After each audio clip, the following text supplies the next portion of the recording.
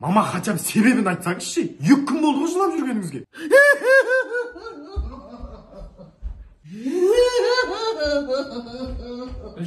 Гүлжан.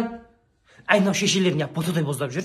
Бәрі ертін ісіріп аған ана Зүлпанды әдем болып жүр ғой, мен де сөйтіп іздетіп алайын десем, әкеңмен бір көнбедіңдер ғой, көкірегін істетем дедім, оған да рұқсат бермедіңдер. Ой, Гүлжан, көкірегім келесі істетем ғой, бұлай да ерініп істеттім ғой. Мама, қазір бірдеңе айтам да сіздерге ше, ары өздеріңіз көріңіздер, ойланып бар ғой. Бүтін тұрған нәрсеге неменеге тиісесіздер? 12 мүшелеріңіз сау.